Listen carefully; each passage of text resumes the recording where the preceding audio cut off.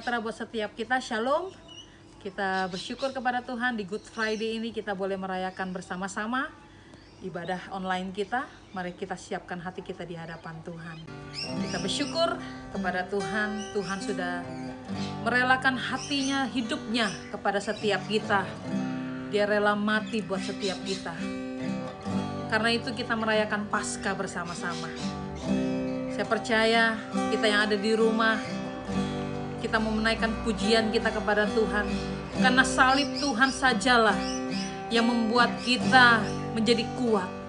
Hanya karena salib Tuhan sajalah dosa kita diampuni.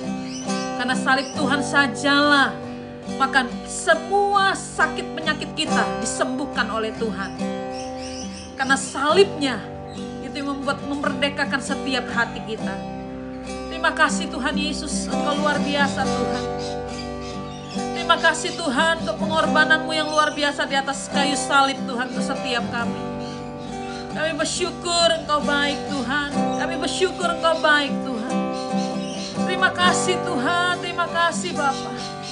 Engkau rela disiksa Tuhan. Engkau rela Tuhan dianiaya Tuhan. Engkau rela dicambuk Tuhan. Semua untuk kami Tuhan. Kami bersyukur Engkau baik Tuhan. Terima kasih Bapa, terima kasih Tuhan. Ini setiap kami di hadapan-Mu Tuhan. Kami percaya Tuhan Yesus, Engkau hadir di sini. Engkau hadir di tempat kami Tuhan. Engkau hadir di rumah kami Tuhan. Terima kasih Bapa, terima kasih. Mari kita angkat pujian kita kepada Tuhan. Hanya Kau Tuhan di hidupku. Kau berikan hidup yang baru. Darah-Mu menyucikan, pulihkan hatiku. Ku nyatakan Kaulah segalanya.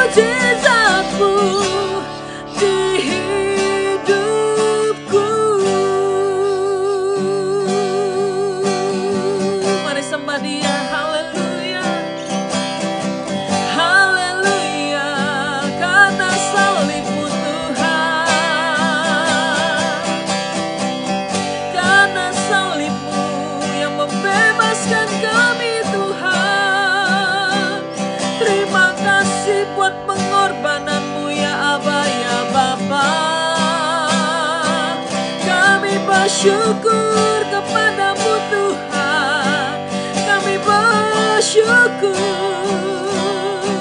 Engkau baik Tuhan, Engkau baik Tuhan, Engkau baik. Glory bagi namamu Tuhan. Terima kasih Tuhan Yesus, terima kasih Roh Kudus. Engkau dimuliakan ya Tuhan. Karya terbesar dalam hidupku, pengorbananmu yang selamatkanku. Engkaulah harta yang tak ternilai yang ku miliki dan ku hargai. Yesus, Engkau ku kagumi. Nyanyikan bersama-sama, katakan karya terbesar, karya terbesar dalam hidupku, pengorbananmu yang selamatkanku. Engkaulah harta yang tak ternilai yang ku miliki dan ku hargai. Yesus, Engkau ku kagumi. Yesus, Engkau, Yesus, Engkau ku kagumi. Yesus, Engkau, Yesus, Engkau ku kagumi.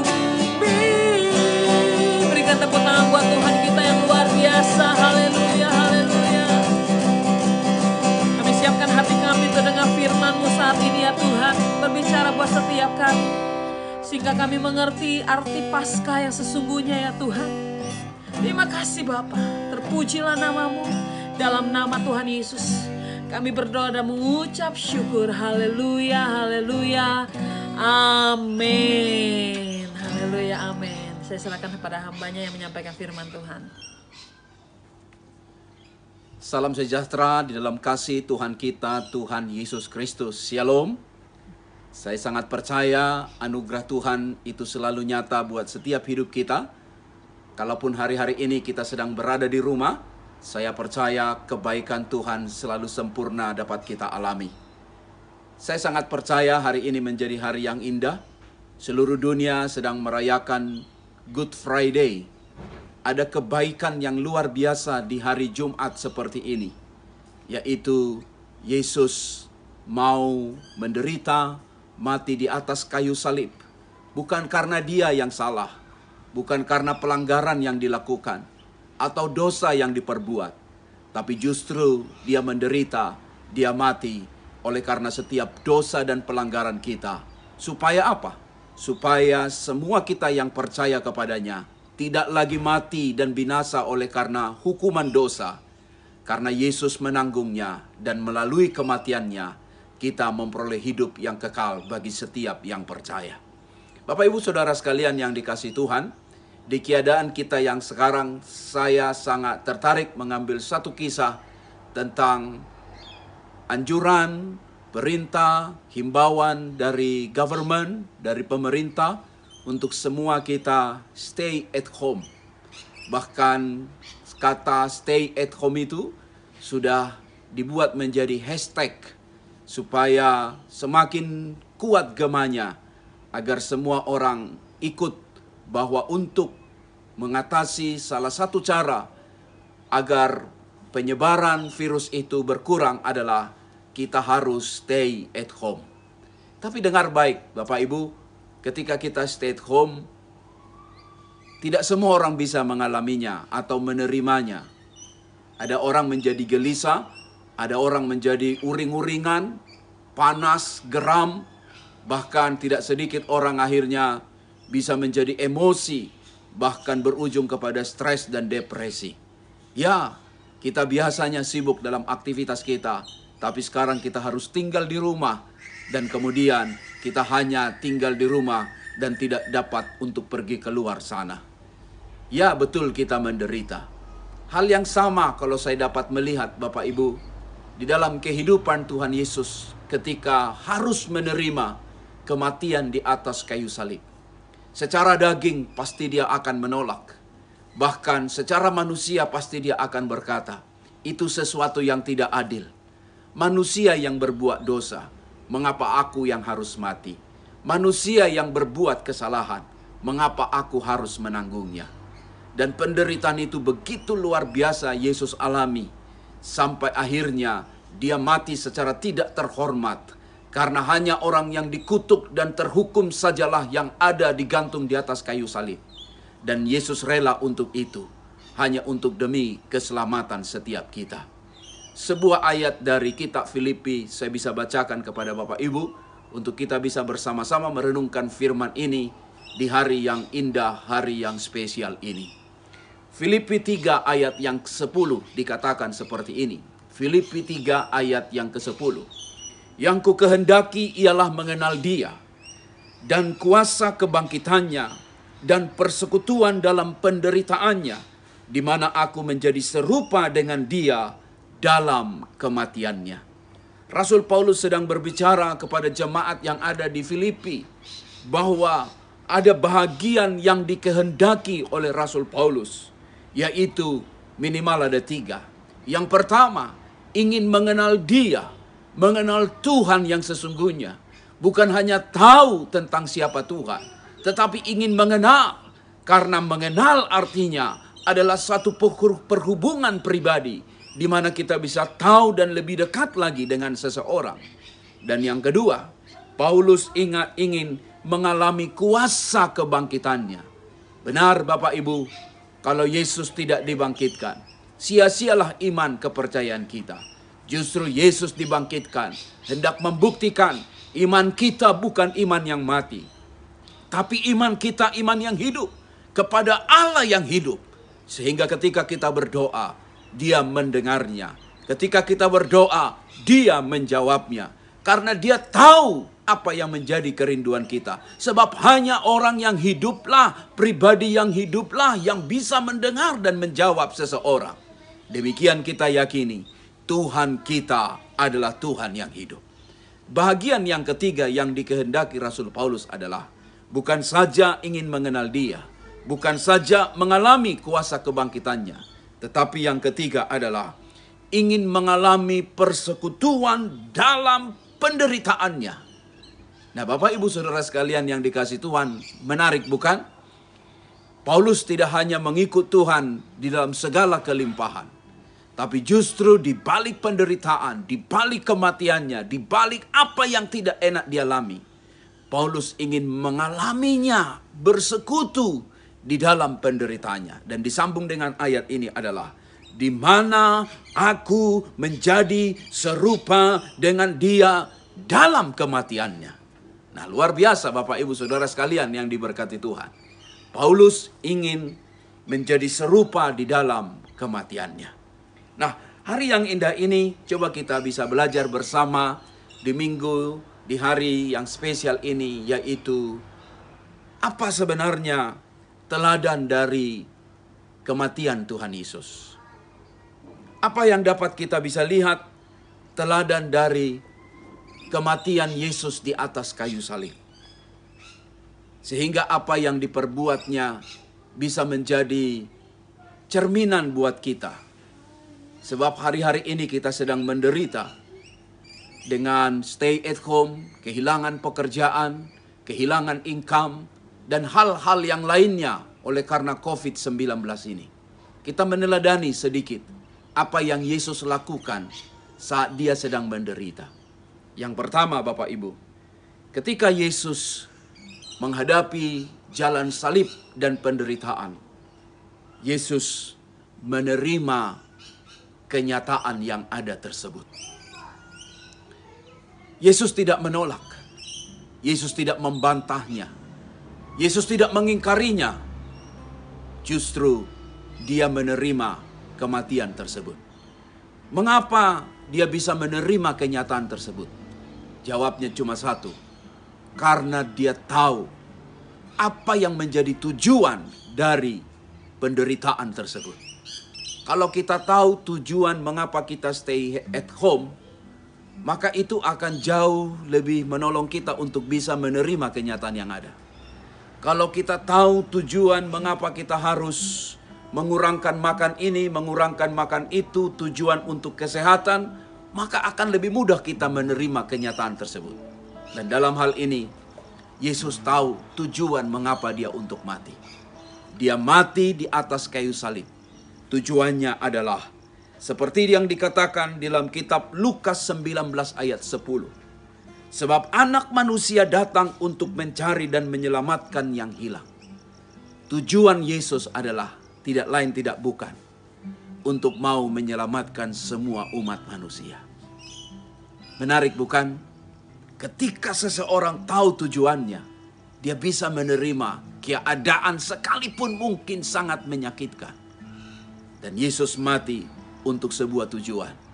Keselamatan, kelepasan manusia dari dosa dan belenggu. Bahkan yang ketiga adalah supaya manusia beroleh keselamatan, kehidupan yang kekal di dalam kerajaan sorga. Terima firman ini untuk engkau bisa berkata, apapun keadaan yang mungkin tidak mengenakkan kita sedang alami, engkau akan bisa menerima keadaan itu. Dan keadaan itu tidak membuat engkau jauh dari Tuhan, tapi justru membuat engkau semakin mengalami kasih setia Tuhan. Yang kedua yang kita bisa pelajari, Bapak Ibu Saudara sekalian yang dikasihi Tuhan. Yang pertama tadi adalah Yesus bisa menerima kenyataan karena dia punya tujuan. Yang kedua adalah Yesus mengampuni orang yang menyalibkannya. Berita yang sangat luar biasa, di mana Yesus dianiaya, diludahi, dicambuk, bahkan lambungnya ditusuk, dipakaikan mahkota duri, mati tergantung di atas kayu salib, diejek, diolok di sana. Tapi dengar, kata dendam, kata benci, kata makian tidak ada keluar dari mulutnya. Namun justru dia berkata, "Ya Bapa, ampunilah mereka."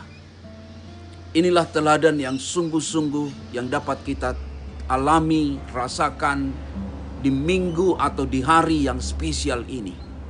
Yaitu Yesus mengampuni orang-orang yang membencinya. Saya sangat percaya Bapak Ibu, hanya orang yang kuat yang dapat mengampuni. Saya sangat yakin orang yang lemah biasanya membenci. Orang yang lemah biasanya akan menghakimi. Orang yang lemah biasanya akan mendendam. Orang yang lemah biasanya akan mengutuk dan memaki. Tetapi hanya orang kuatlah yang bisa mengampuni. Makanya saya percaya salib bukan simbol kelemahan. Salib bukan simbol kebodohan. Bagi dunia mungkin itu kebodohan. Tapi bagi orang percaya, justru salib adalah lambang kemuliaan Kristus. Dari atas salib, dia mengampuni orang-orang yang telah membuatnya tergantung mati di atas kayu salib. Hari yang indah ini saya ingin mengajak Bapak Ibu. Mungkin kita mengalami hal yang tidak enak hari-hari ini. Ada orang-orang yang tidak kita sukai. Yang dimana kita buat baik, buat jahat justru yang dibuat untuk membalaskannya kepada kita. Kita berkata tidak, dia yang salah. Kita berkata tidak, dia yang harus dihukum. Kita berkata tidak, dia harus menerima apa yang patut dari apa yang dilakukannya. Saya berkata dari tempat ini, stop. Karena hanya orang lemahlah yang bisa membenci. Hanya orang lemahlah yang bisa mengutuk. Tetapi orang kuat adalah orang yang bisa mengampuni kesalahan orang lain. Satu ilustrasi saya mau katakan. Ketika seseorang bisa mengampuni orang lain, maka dia sedang membebaskan seorang dari tahanan. Dan tahanan itu adalah orang tersebut yang merelakan untuk memberi pengampunan kepada yang membencinya. Kita mau merdeka di hidup ini. Kemerdekaan sesungguhnya hanyalah satu. Ketika sudah tidak ada lagi manusia yang menjadi musuh dalam hidup kita. Alkitab hanya bicara, musuh kita adalah iblis. Musuh kita bukan mertua kita. Musuh kita bukan suami kita. Musuh kita bukan istri kita. Musuh kita bukan rekan lawan bisnis kita. Tapi musuh kita hanyalah iblis. Di atas salib, Yesus memberikan teladan pada kita.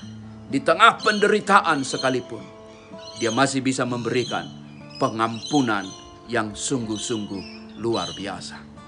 Glory bagi Tuhan, kemuliaan bagi Dia.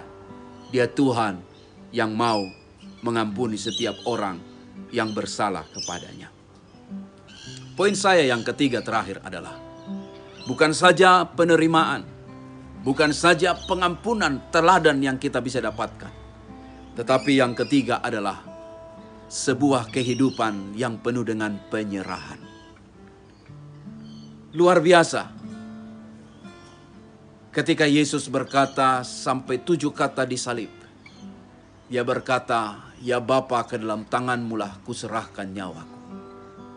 Matilah Dia. Apa yang ada di dalamnya? Sebuah penyerahan.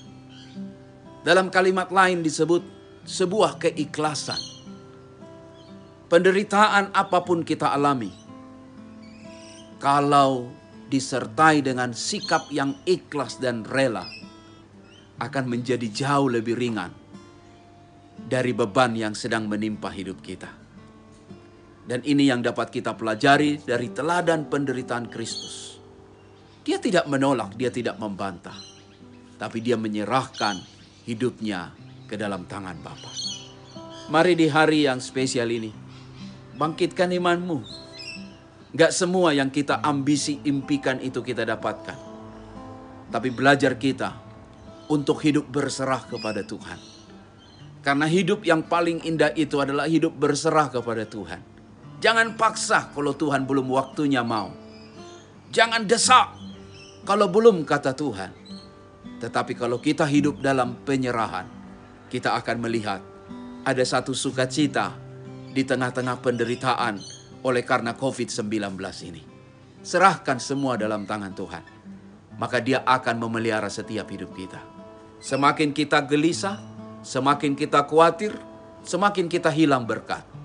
Tapi semakin kita hidup dalam pengucapan syukur, semakin kita melihat bahwa sungguh hidup itu tidak ada yang kebetulan. Ada maksud Tuhan yang indah dalam setiap hidup kita. Amin.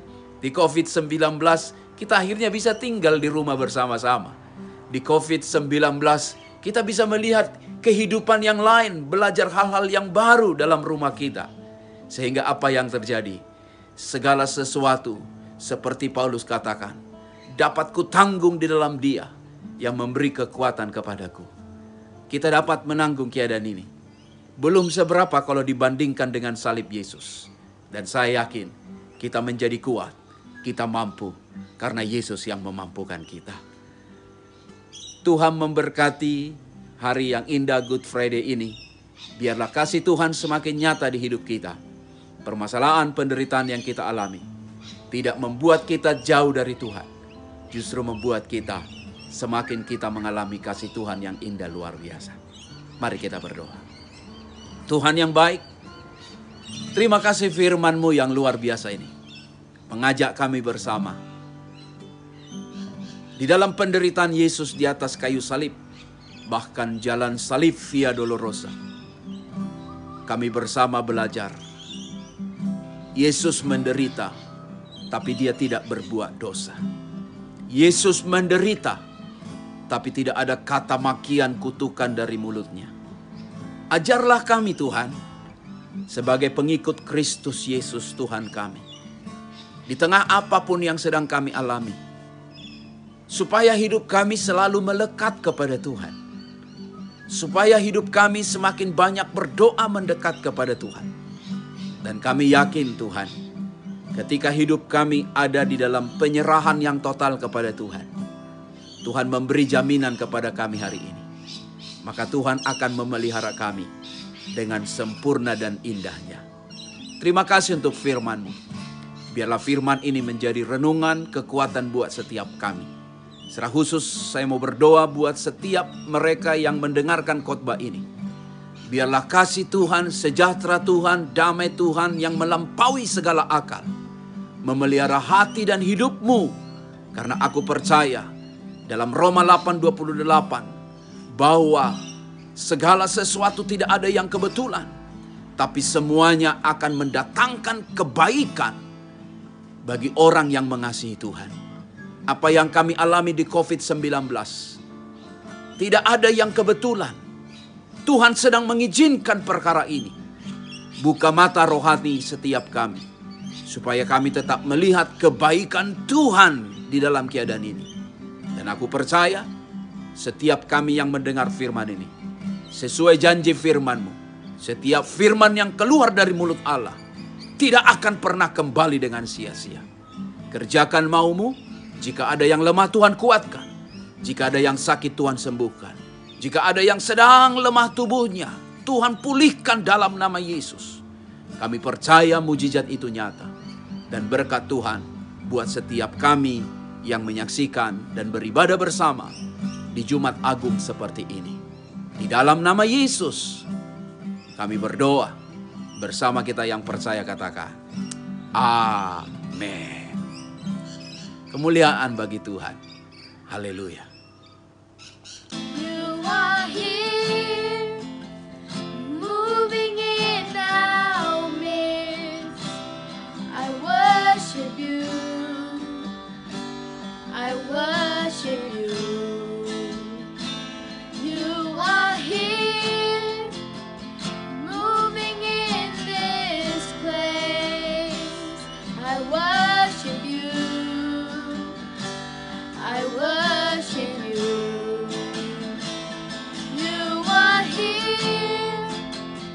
Healing every heart. I worship you.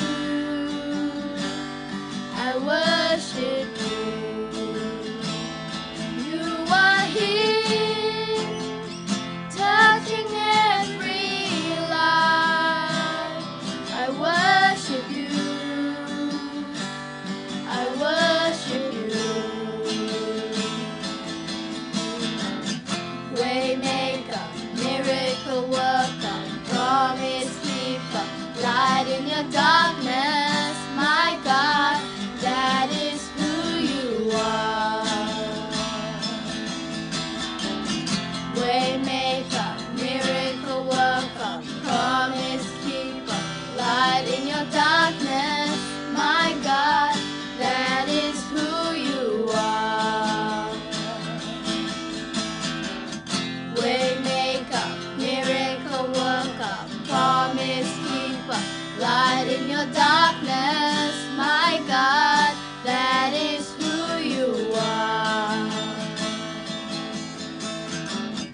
Waymaker, miracle worker, promise keeper, light in your darkness, my God, that is who you are. That is who you are. That is who you are. That is who you are. Bapak Ibu Saudara sekalian yang dikasihi Tuhan, sebelum kita menutup di dalam doa, saya ingin menyampaikan bahwa minggu depan, khususnya pada Minggu Paskah, kita akan beribadah bersama-sama melalui streaming online untuk kita bisa diberkati Tuhan melalui persekutuan ini, yaitu jam 11 siang. Dan saya berharap Bapak Ibu untuk bisa join bersama-sama. Lalu kemudian ada persekutuan doa kita pada hari Rabu, untuk kita juga bersama-sama bisa ikut bersama secara online. Dan hari Jumat juga ada, yaitu Komsel atau komunitas sel kita, untuk kita bersama-sama melalui firman Tuhan fellowship yang ada, untuk kita berakar, bertumbuh, dan berbuah di dalam Kristus Yesus Tuhan kita. Dan pengumuman terakhir adalah, jika Bapak Ibu ingin memberikan persembahan, maka ada nomor rekening yang bisa Bapak Ibu kirimkan melalui mobile banking atau transfer, untuk kita bersama-sama melalui setiap persembahan Bapak Ibu, kerajaan Tuhan semakin diperluas dan diperlebar. Dan saya percaya orang yang menabur pasti akan menuai berkat berkelimpahan. Karena setiap uang yang kita berikan, biarlah nama Tuhan dipuji dan dipermuliakan. Tuhan Yesus memberkati dan terima kasih untuk kebersamaan kita pada hari ini. Mari kita menutupnya di dalam doa penutup, doa berkat buat setiap kita. Kita berdoa. Bapa yang baik, di akhir persekutuan ini, kami mau berdoa bersama, secara khusus doa syafaat, untuk apa yang sedang terjadi akhir-akhir ini.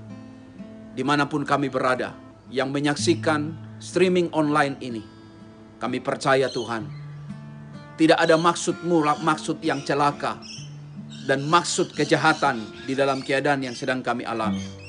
Tuhan tahu, sehingga kami yakin, apapun yang kami alami, kami cakap menanggungnya. Tuhan Yesus memberkati pemerintahan Australia dalam mengambil kebijakan demi kesejahteraan keselamatan rakyat ini. Sehingga kami yakin Tuhan, virus ini, COVID-19 ini, tidak akan semakin banyak jiwa yang akhirnya mati dengan keadaan sia-sia. Tapi justru kami percaya, ada mujizat kesembuhan, mujizat pertolongan. Dan seperti badai pasti akan berlalu, demikian kami yakini. Badai ini pasti akan berlalu oleh karena Tuhan yang mengadakannya. Tuhan memberkati Indonesia dengan pemerintahan yang ada. Tuhan juga memberkati pemerintahan yang ada di Malaysia.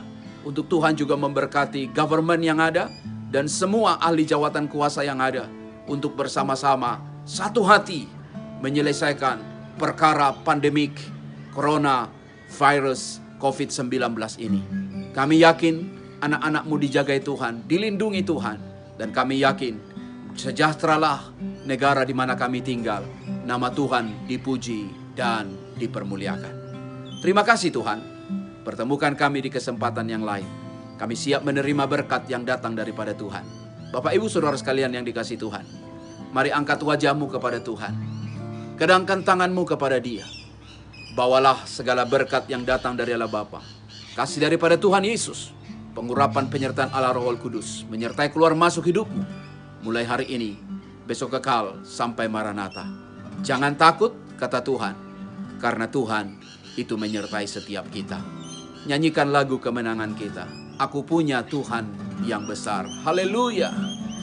Aku punya Tuhan yang besar, yang telah berjanji dan sanggup menggenapi. Imanku bersepakat percaya kuasanya. Ku terima sekarang kemenangan darimu. Ku terima sekarang, ku terima sekarang kemenangan kami menerima kemenangan darimu. Ku terima sekarang kemenangan darimu.